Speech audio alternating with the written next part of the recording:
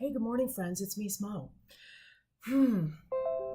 So, the thing that's on my mind this morning is how much sleep I get, or how much sleep I'm not getting, because someone I love is struggling with an addiction to alcohol or some other substance.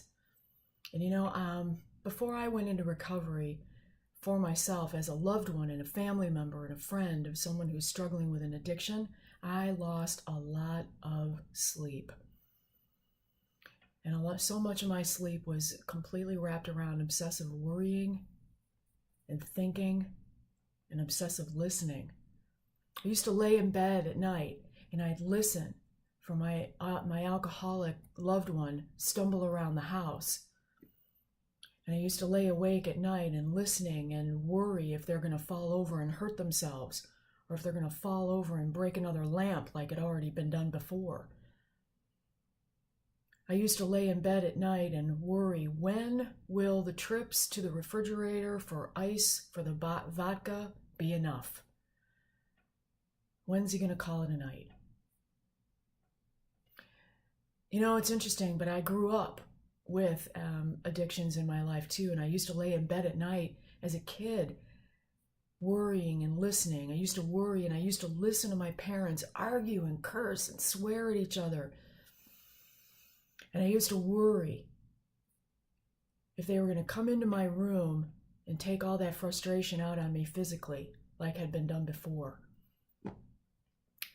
So, what recovery showed me was how freaking sleep deprived I was, and how much my days were being disrupted from the productivity and the happiness and the joy that I was really hungry for were completely absent because of all this obsessive worrying and thinking that I was doing, as well as sleep deprivation.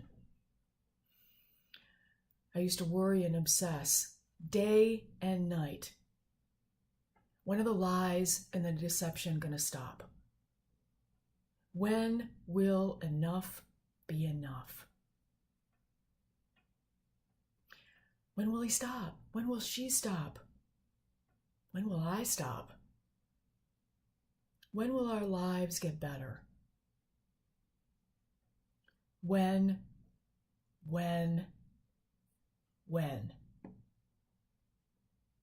So, there were a lot of questions and all that worrying and listening. And believe it or not, recovery for me as a loved one of someone who loves someone with an addiction actually helped me to answer some of those questions. September is National Recovery Month. And if you're losing some sleep and your days are being disrupted and interrupted with your own obsessive thinking about what your loved one is doing or not doing, find your way to get some help for you. And believe it or not, for me, when I started to get some recovery for myself, I actually started to sleep a little bit better. I actually found some of my days to be a little bit more productive, one day at a time, one step at a time. #Recovery Month.